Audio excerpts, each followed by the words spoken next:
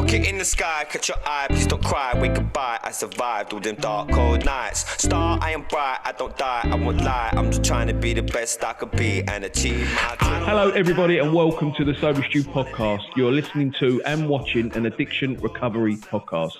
Today we've got a different kind of guest. Helen Bennett is coming on to join us and talk to us about eating disorders. Is that correct, Helen? I would say disordered eating because there's a range. Right. Compulsive Cool. eating. Okay.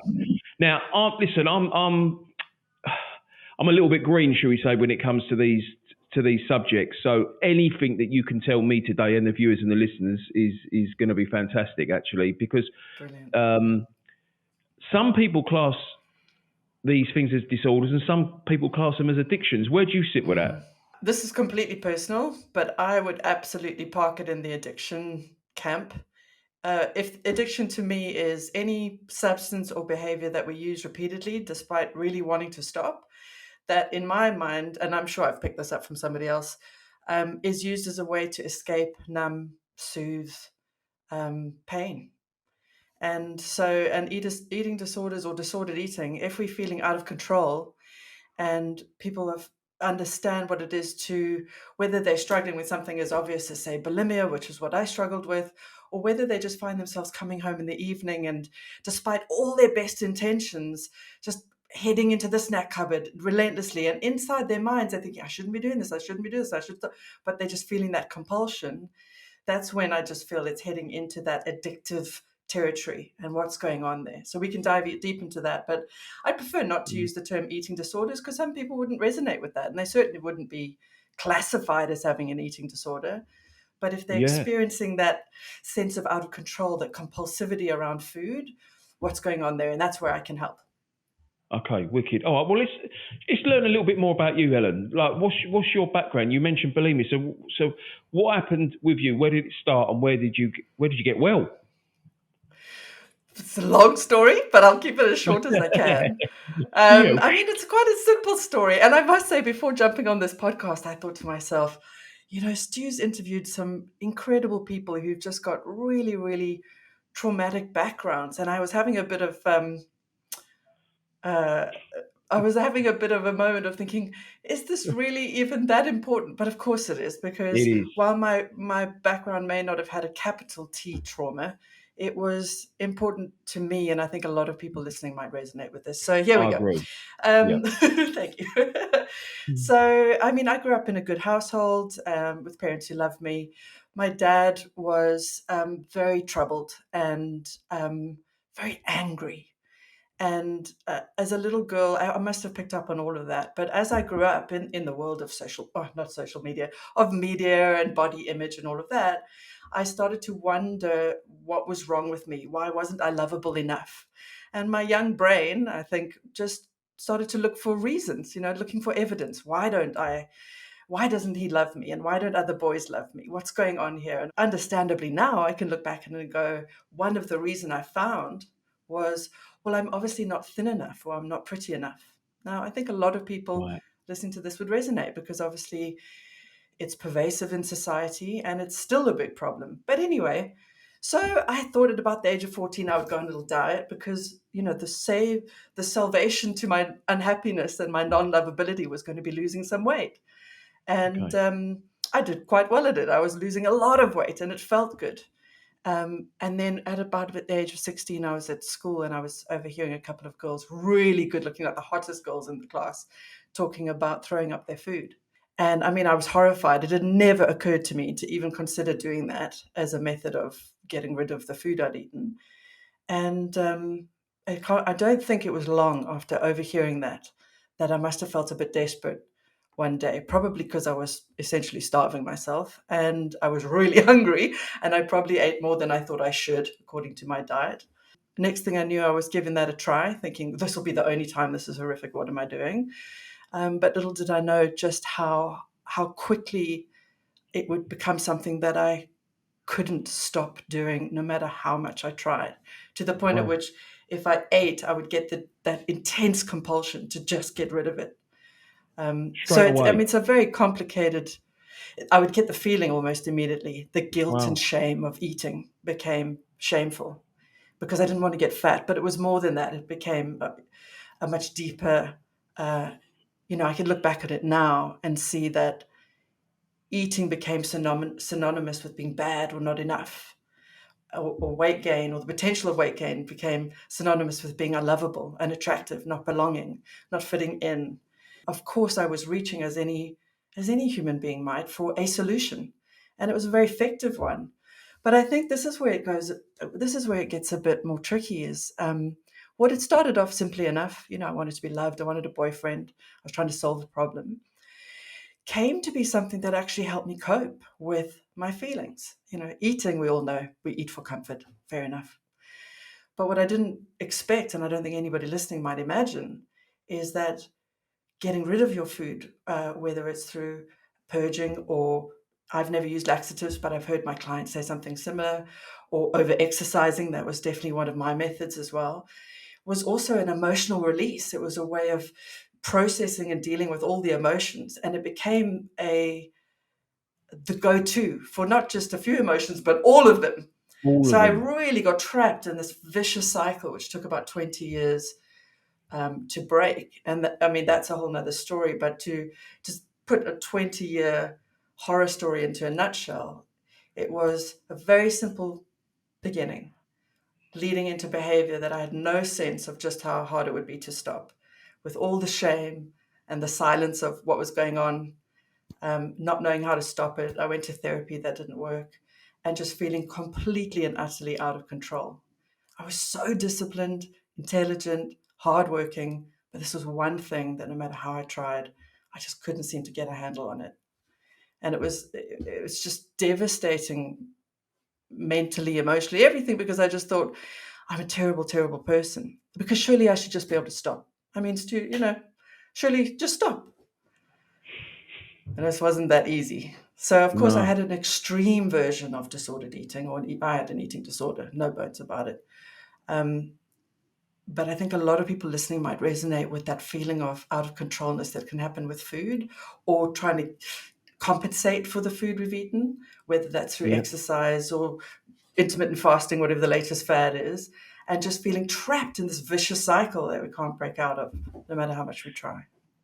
So then that sounds really painful, actually. Not only painful, really exhausting. Oh, God, horrendous. So 20 years of living like that, how...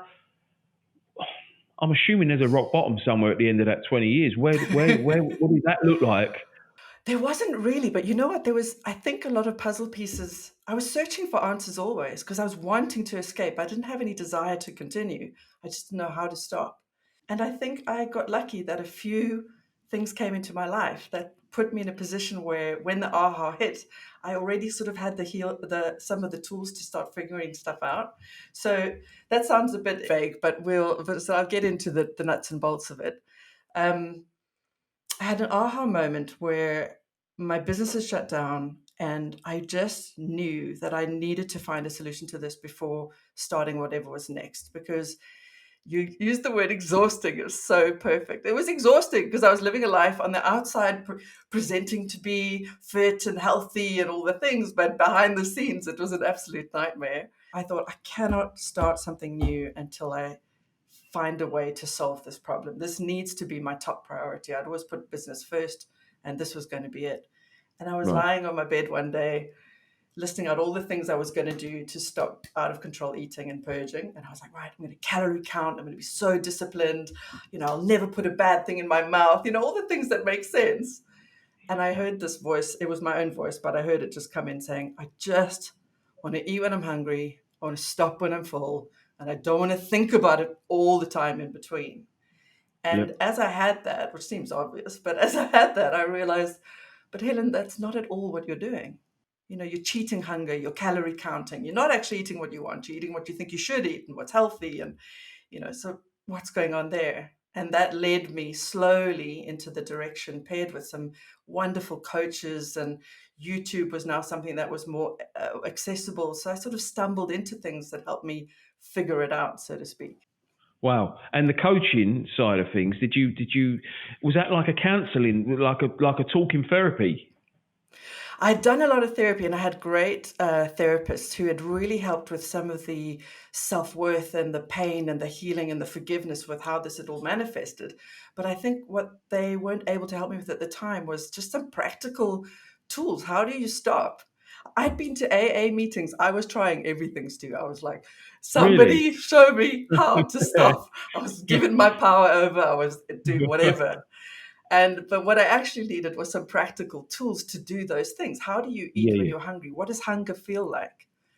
And you didn't What notice? is the I was so disconnected from hunger. I couldn't tell if I was hungry or full. I just wanted to eat all the time. I read a study, I've read it a few times, but it popped back into my life recently. And it just, this is really the crux of it, which took me a while to figure out what was going on here. But my low self-worth led me to believe I needed to be thinner, endlessly thinner. Right. And to do that, I was putting not just my body, but mentally, I was putting myself in a space of starvation. And the study that always is brought up in eating disorder circles, but maybe not so much, not many other people have heard of it.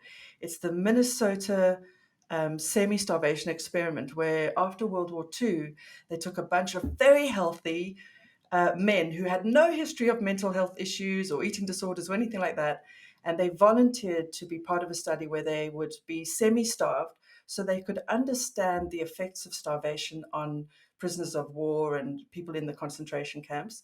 And then they slowly refed them so they could figure out how to probably most cost effectively refeed the starving populations that were coming out of the war. And Yeah. these men, Stu, it was incredible. When I read the study outcomes, they had all the same symptoms that I had experienced in my bulimia, and that many of the women and men who reach out to me experience, like constantly thinking about food, collecting recipes, always feeling hungry, complete disconnection with hunger, storing food, eating secretly, binge eating, and the list goes on. And I thought, Yeah. what is that all about? And I've realized in retrospect and through lots of reading now, is even if we mentally are thinking, I shouldn't eat that, I'm not allowed that, my diet starts tomorrow, I've got to lose weight, our body takes that as I'm being starved. And it slams back into us with the survival mechanism, which we are powerless over, which is you have to eat and you have to eat now. So can you imagine I was caught between restrictive thinking and a body response that was saying, you need to get food, you need to get it fast because you're going to starve me soon. And So this even though and I this could is see it where all, I the couldn't stop. well, and this is it, Ellen. And this is where I feel I can feel that exhaustion with you, because living like that on a daily basis, that's tiring, isn't it? That is Yeah. like draining, especially Oh, when it's you've got, endless. when you've got lack of food as well. You must have been like, physically, how did you feel? Did you feel extremely tired all the time? I think I was lucky in that I was very fit and I was young, but certainly towards the end, into my 30s, I was doing triathlon of all things. I mean, I was just always trying Oh to wow! burn off the food I was eating, right? Right. And I remember the first triathlon I did one night, a few nights before the actual event. I'd thrown up my food and I felt my heart responding, it was pumping very hard. And I thought, what am I doing? I mean, of course, I was waking up every night thinking, what am I doing to my body? What are the Yeah. effects? When are they going to hit? But really, it was only then that I started to feel, this is getting dangerous. And yeah, it was exhausting, but I think I had youth Yeah. and fitness on my side, and fitness is obviously very good for us, not too Yeah. much. And also, this is going to sound crazy, but I was eating really healthful foods, thank goodness. So I think whatever nutrition was getting in was quality for the most part, but it was exhausting.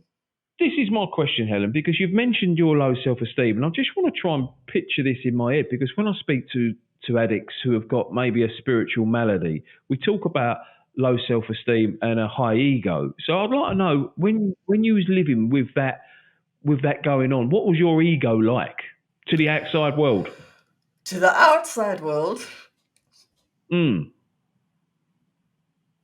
the first thing that came to me, and I tend to try and use my intuition now and just speak my mind. I think I came across as somebody who was um,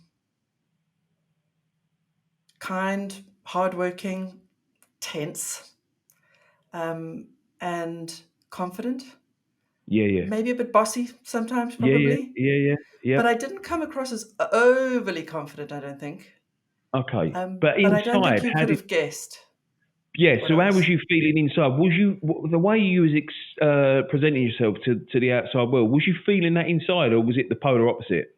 On the inside, I'd have days feeling how I presented externally, but I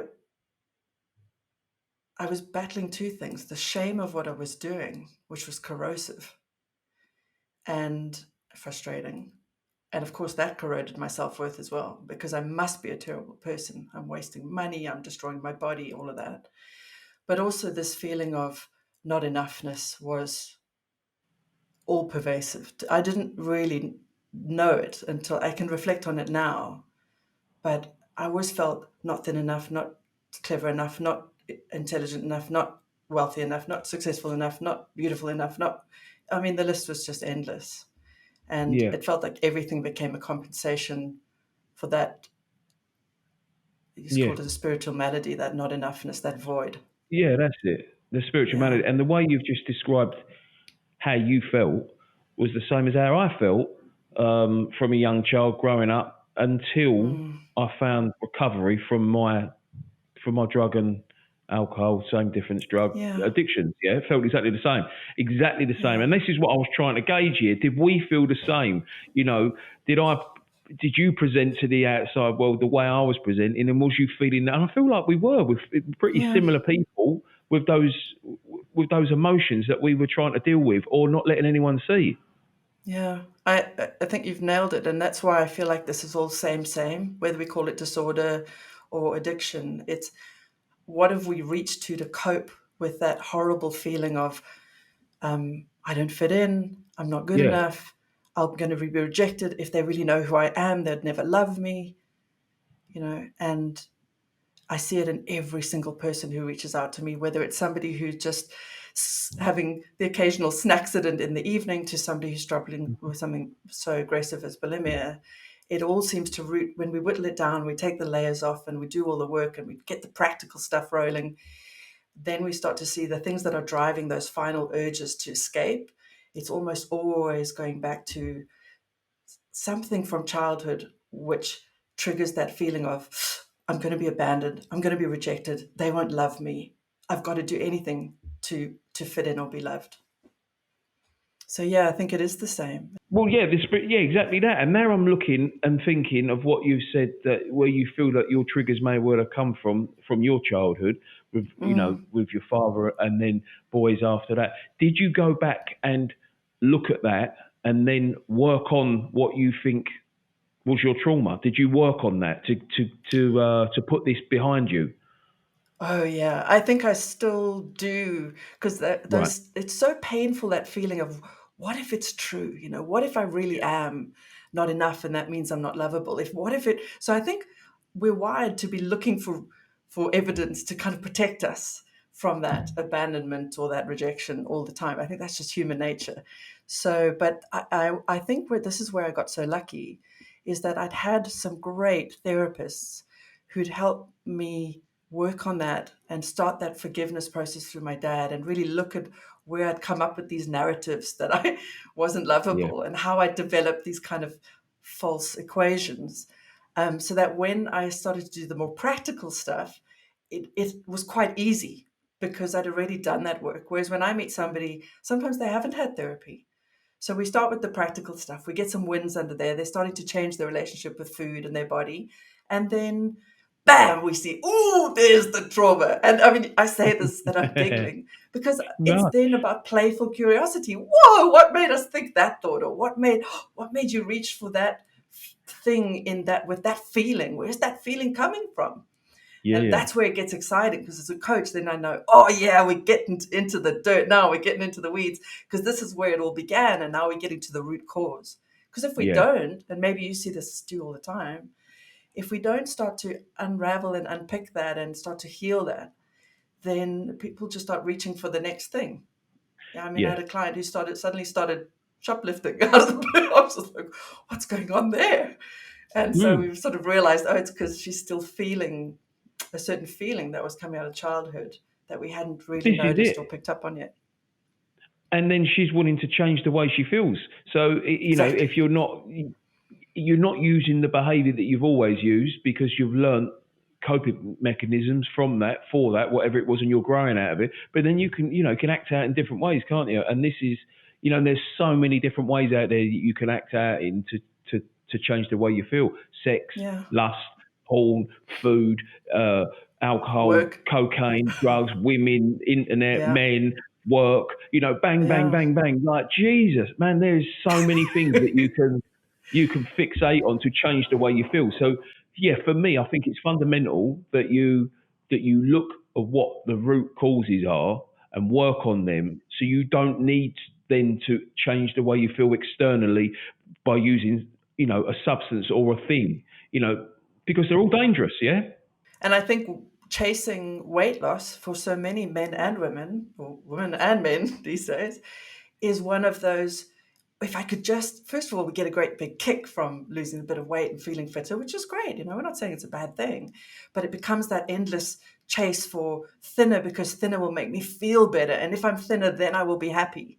And I think Yeah. that's actually the true addiction, if we'll use that word, Yes. is the addiction to thin. And it took me a while. I was so busy focusing on the overeating and the purging. I wasn't thinking what was driving all of that, which was like, if I could just be thinner, then I would be happy, then I'd be lovable, then all things would be fixed. So it's important to catch the subtleties as well. Hello guys, hope you're enjoying this week's episode. Just a quick break here. I want to ask you a big favour. If you are enjoying the show, enjoying the episode, enjoying the podcast, can you please subscribe, please like, please share. I just want to let you know how important that is. The bigger this channel gets, the more people that see it, means that we can affect people's sobriety in a positive way, their addiction recovery. We might change a life, we might save a life. Enjoy the rest of the episode. Thank you. So you end up becoming a coach, a recovery coach in this field when you find out what's wrong, and then you start using the tools and you change your life. You then decided to work with other people who have suffered like you've suffered. That's commendable. I like that a lot. When I worked with a great coach, his name's Tommy Rosen. He runs something called Recovery 2.0 in the States. And a friend of mine recommended him when my gym closed down. And I found him online. And at that point, there was no Zoom. We were doing everything sort of through Facebook, and he would do some YouTube stuff late at night. I would have to get up at 1 a.m. to join the calls. I knew in that moment, I was still far from being into recovery. I was just trying to get through a day at that point. But I knew when I watched Tommy and I was working with him and the group that I was in, I just thought, this is what I want to do. And it took me about 5 years before I sort of really got to be able to get my hands dirty and get into coaching. And even then I thought, I'm not going to work with disordered eating. I don't feel ready. I'm not good enough. But then it found me, I was doing life coaching, and then a couple of my clients confided in me they were struggling with bulimia, and I was like, oh my gosh, I've been there and I can help. And then I thought, you know what, my coach had to say to me, Bennett, it's time, just do it, just start. Don't hold back. Don't wait to be ready. No, this is it. Yeah, I've got a question actually, Helen, right? So when you're working with your guys, whether it's through the coaching, do they, and they've got I'm going to call it eating addictions, because I feel like it's an addiction myself, or maybe that's not the right terminology, but it is an addiction in my mind. Do they present with other addictions as well, substances that are mind-altering substances? Does that ever come hand in hand? It does. Right. I'm now, over the last year, starting to ask people about booze, because I feel that's a very common co-addiction, comorbidity. Every now and again, somebody will also chat about usage of drugs, but not as often. And it's funny, I haven't thought about this, Stu, but now it's suddenly coming to me, but maybe this is the why behind that. The people that I work with tend to be very good girls, perfectionists. I dabbled in a few things when I was younger in a sort of rebellious phase, but it lasted all of 2 seconds because I wanted to be a good girl. It was so important to me to be loved. The way I figured if I could do that is if I could get everything perfect. And I was at school with all the talks we had, people coming in saying drugs are bad. And so I wasn't going to touch that because I didn't want to be a bad girl. If somebody had come and given us a talk when I was, 12 and said, please don't ever start throwing up your food, you'll never be able to stop, I probably would never have started, but I had no sense Seriously, of do you think that's a possibility? Do you think that's a possibility if you would have heard that? I was so desperate to to toe the line that there's a good chance. However, Lord knows what else I would have done because I was desperate to, solve the problem of being overweight in my mind. Of course, I wasn't. I look back on it now, I was a perfectly healthy little girl or young woman at that point. But, my mindset was already so far gone down that line that maybe I would have. Now there's injectable drugs. Who knows? It's just I would have found a way to try and achieve those means. Yeah. So Helen, I wouldn't have escaped the problem. I just would have had a different one. Tell me, so how long have you lived now without these issues present on a daily basis? 2015, 2016 to 2017. I think 2017 would have been roughly the last time that I actually purged. But if I'm honest, the over-exercising was still there. Beyond that, I've really only clocked, and this is me being very vulnerable, and it's quite hard to sort of be honest with it, but it's true. Really only last year did I realize I was still hanging on to that. If I could just lose a few more kilos, if I could just get that. And now that I've realized that was present, I'm facing that and I'm like, what's going on there? Because it's that old story, isn't it? It's still there. So the compulsion around food and the feeling of out of control, that feels long gone. What's that? 2017 onwards. But there was, it's a big thing to solve. And I would say, massive. Honestly, the sense of freedom really started to feel, I felt last year, I could really feel there was deep shifts going on inside me where I felt like, yeah, man, I'm really starting to feel free of this whole mess. Do you know? Does that make sense? It does make sense. And I spoke to a gentleman on a podcast a few weeks back, and he had alcohol issues, he had cocaine issues, he had eating issues, and he said to me something really profound that I've never thought about before. And he said, like, when you put the alcohol and the cocaine down and you're working your program, right, they're locked in a cage. And I'm like, yeah, I get that. He said, but when you've got food issues like I've got, he said, you've got to let that tiger out 3 times a day. Great. Like, wow, yeah, I get that. That's like, that blew me away a little bit because I've not suffered like you have, so I can't feel it. But when I tried to analyze it, I thought, man, that is painful because you're working on a program, or you're trying to work a program, but you've got to bring that back into your life every day. So when you just said a minute ago, like 2017, and then last year about the exercising, it is a big process. It's massive, isn't it? It's massive. And you know what? Actually, I've just remembered what it is where I felt the real shift. Last year in June, we went to the UK. I live in Spain, and I went to the UK, and I was visiting my sister. And we got in the most almighty fight. And in the past, in those moments where it was so intense, so vulnerable, and so much of the past was coming up and out, I knew in the past I would have immediately, after that fight, I would have wanted to just go and just eat and eat and eat, because I'd had moments, and I've been very open with my clients about this in the last 5 years or so, where the compulsion would be there. I might be able to sit with it, right, and get it through to the other side. But it was I just wanted to tear the kitchen down, And I had that huge fight with my sister. And after the fight, it was only the next day I realized at no point did I want to run to food, despite all that pain and all the stuff that was going through me. And that's when I thought, oh my God, this really might be coming to an end. Yeah, that's powerful. That's a powerful moment. That's the realization, that one, isn't it? Jesus. Yeah, because that was the acid test, because it's always the emotional stuff, which all the original stuff's triggered. All the pain from the past comes up that used to catch me. I'd go home to South Africa and something would happen and I'd find myself going into the kitchen just sort of on autopilot. So, whereas that was really when I thought, oh my goodness, this is finally starting to work at the deeper level where I'm not reaching for that as an escape from those feelings anymore. Yeah, I get that. Exactly that. And then you didn't want to change the way you felt, and there is the growth in itself. You didn't feel the compulsion to change the way you felt. Yeah, look, I'm not going to lie. In that moment, I did want to have a drink. I still hadn't done the work on that, but I didn't. Oh, no, I did. I had half a glass of wine, and then I realized it wasn't going to change anything. And the next day, I cried and I cried and I cried and I cried and I cried. And it was so lovely because this work, I knew that that's what I needed to do. In the moment, I think I was still a bit in shock and sort of self-defense.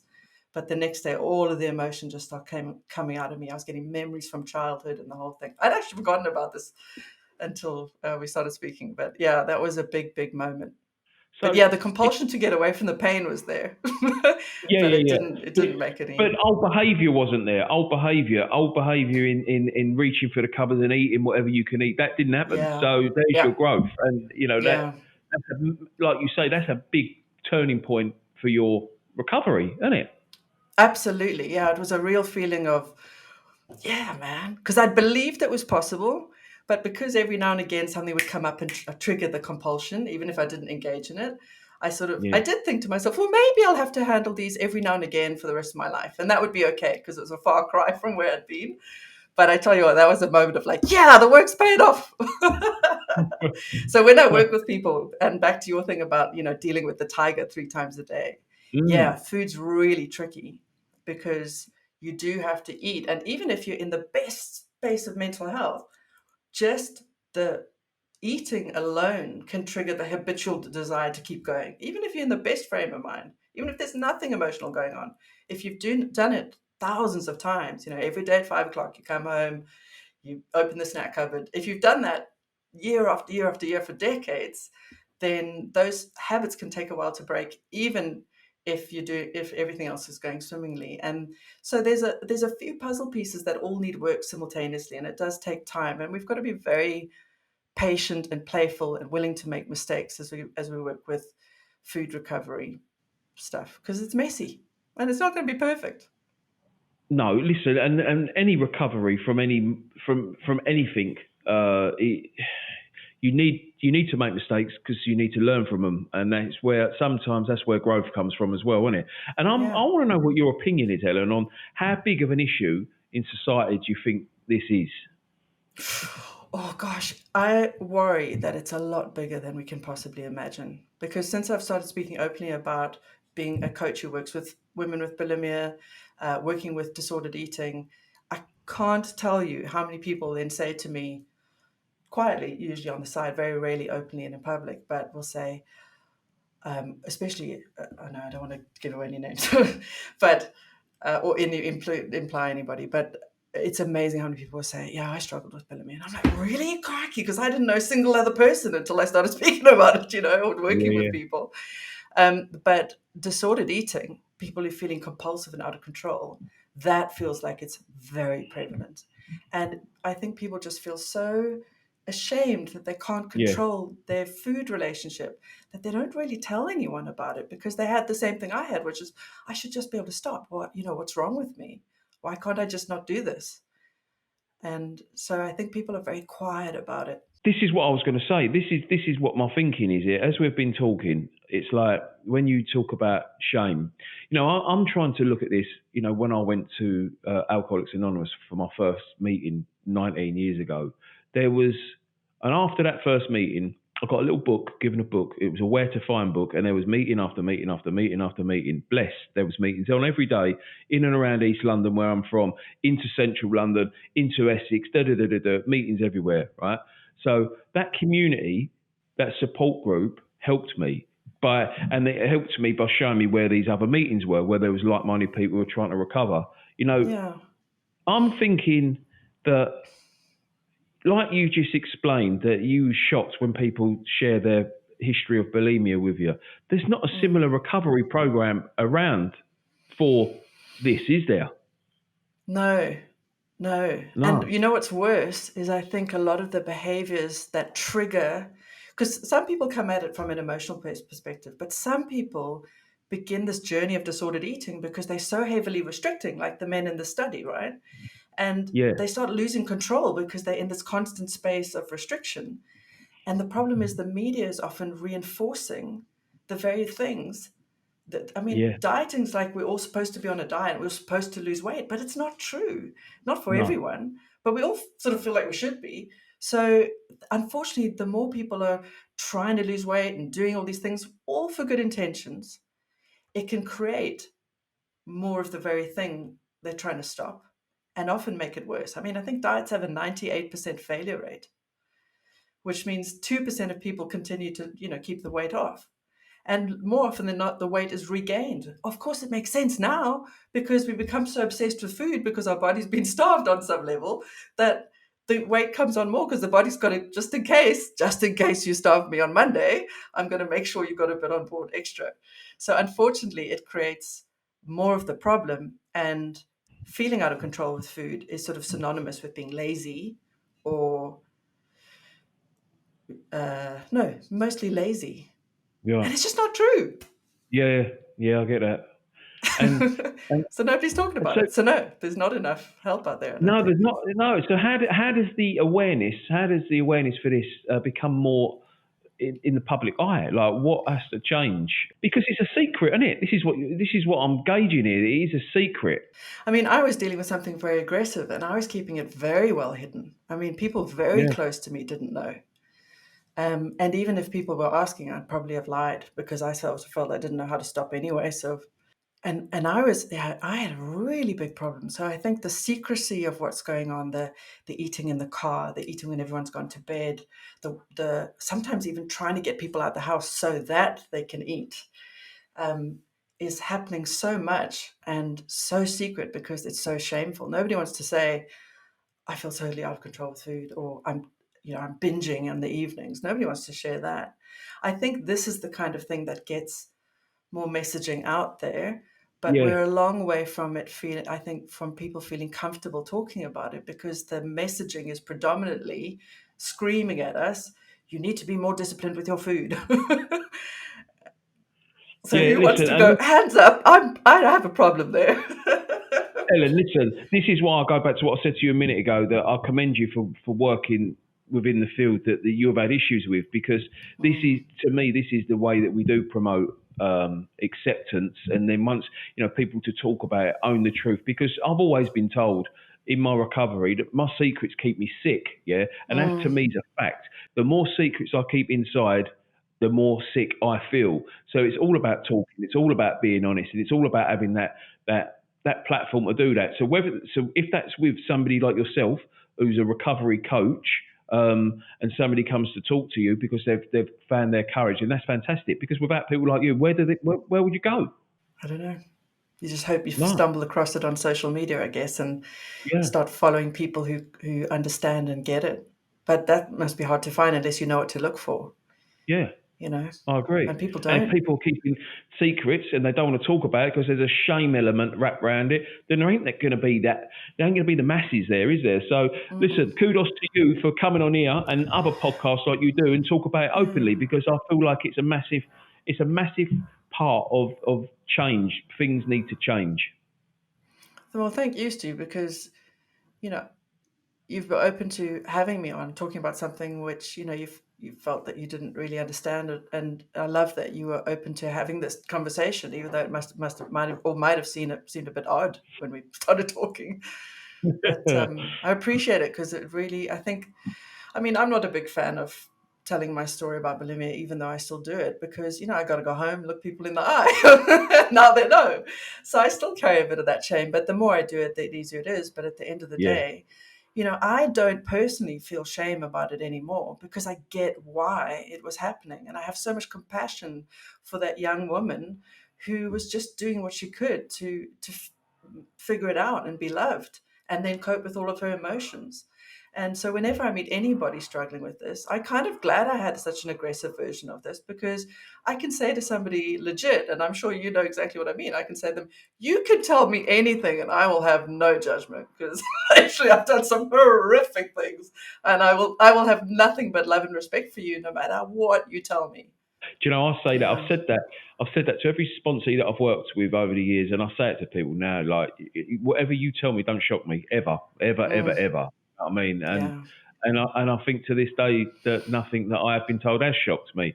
But I don't know, maybe we understand it well. And I'm sitting here and I'm thinking to myself, okay, so if we've got a listener or we've got a viewer that was that person that you was, and they are living with that exhaustion and torture, right? And then they reach out to a recovery coach like you. What does recovery coaching look like? So if we can give this person an overview of what they would, what they're going to embark on, what would it be? Brilliant. I love that you've asked that question.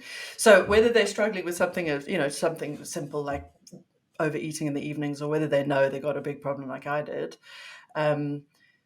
the process is always the same. And what we want to do is we really want to change their relationship with food and sometimes their body. Some people come to me and they actually feel pretty good in their body. They're just struggling with food.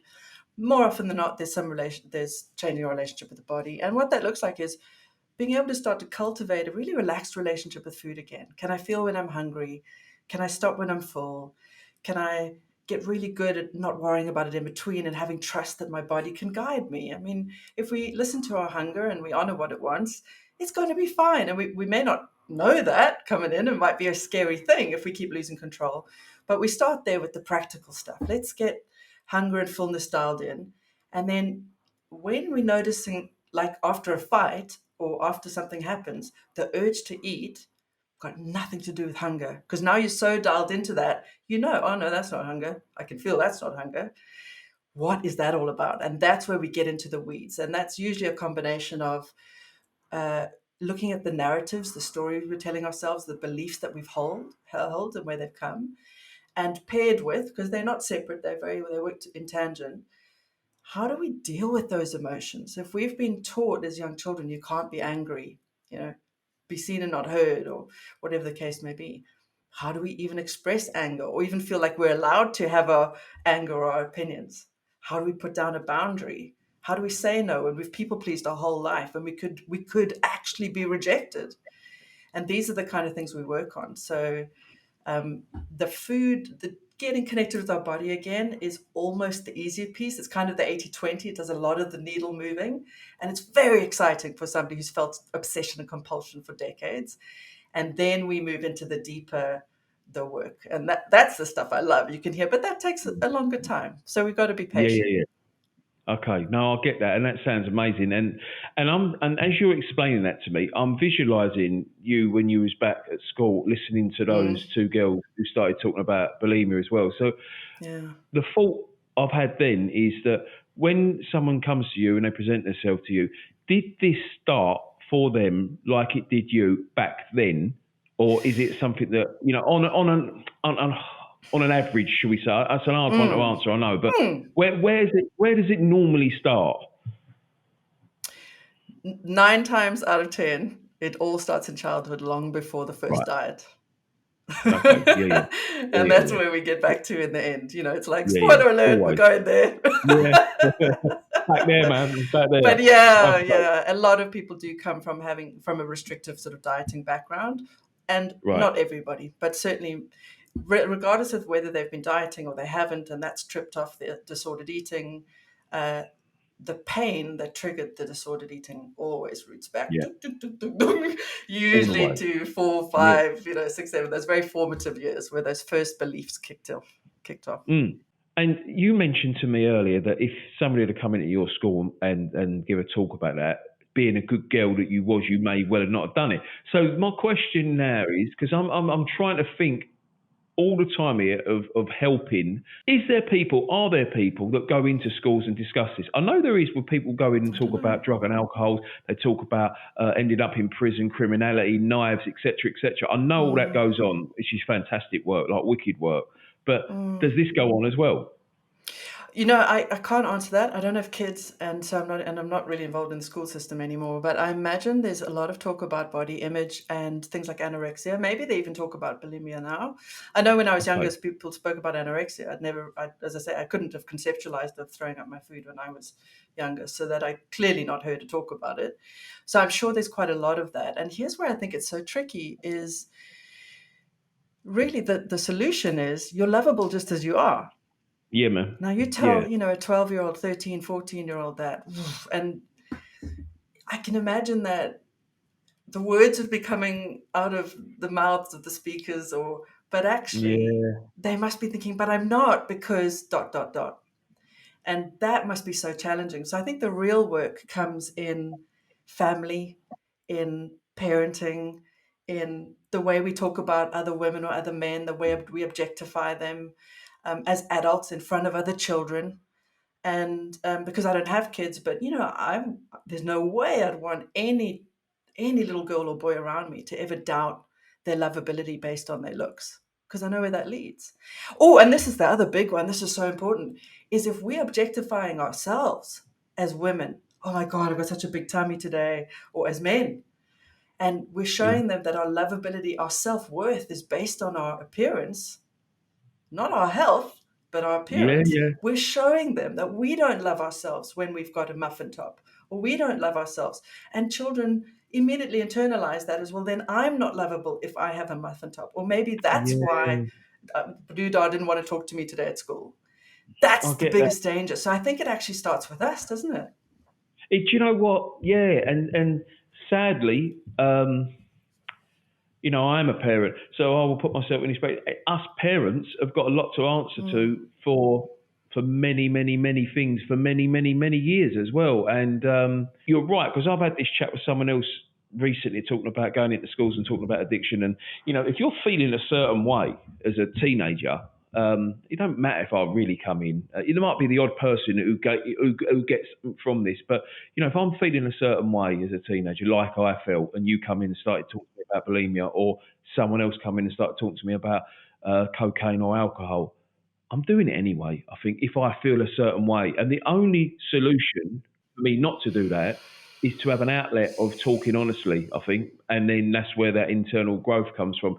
I don't know how much that's mm, out there with young yeah. people. So yeah, it's that learned behaviour. It's the way that Mm. it's the way as a child that you've been brought up to for your thought processes, isn't it? And this is painful for me to say because it sounds blaming, and I guess it is because I'm sure all parents would agree that they're not perfect, and I think everybody's doing their best, and our parents make mistakes, and their parents made mistakes, and it is what it is, right? We're all just doing our best. I do wonder though if my dad, and this is not on him because I get it that he had a very painful upbringing and he was the product of a huge amount of pain. In many ways, I got lucky. But I do wonder if my dad had shown me love and left me with no question that I was lovable and deserving of love, instead of leveraging it to get control over me. I do wonder if I would have ever gone to those depths. I probably would have been on a diet and I probably would have done those things, but would I have been in that aggressive place of self-loathing and shame, had I had a sense, that foundational sense of, you are lovable, Yeah, don't yeah, question it. yeah, And yeah. I didn't. It was always questioned. I knew my mum loved me, but I was certain in my mind that my dad didn't.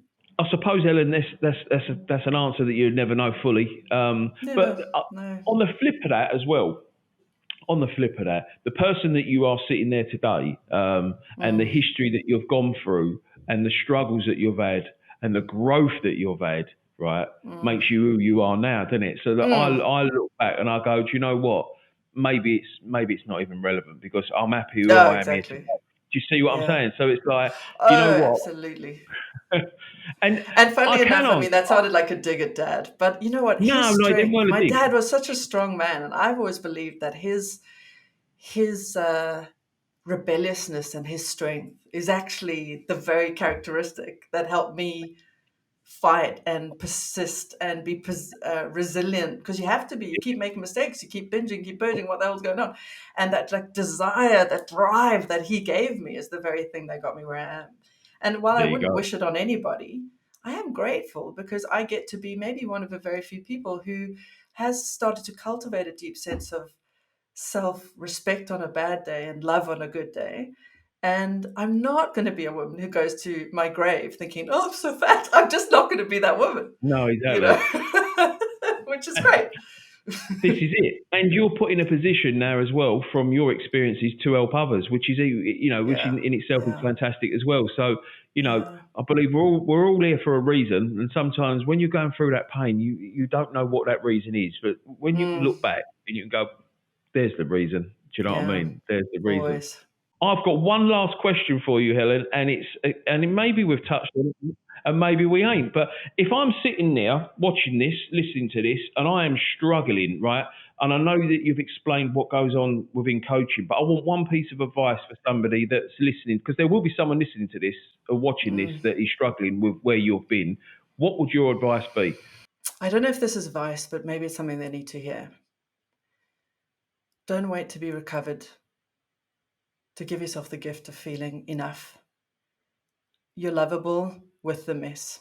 You can be throwing up your food 20 times a day. I don't care. You're lovable now, right now. And that must seem like insane for somebody to think, but how could I possibly be? But I know I was, even when I was at my worst. And I know that they are too. And maybe that's the one thing I'd like somebody to take away from this is you got work ahead of you, reach out and get some help. Absolutely. Especially if you're struggling with bulimia.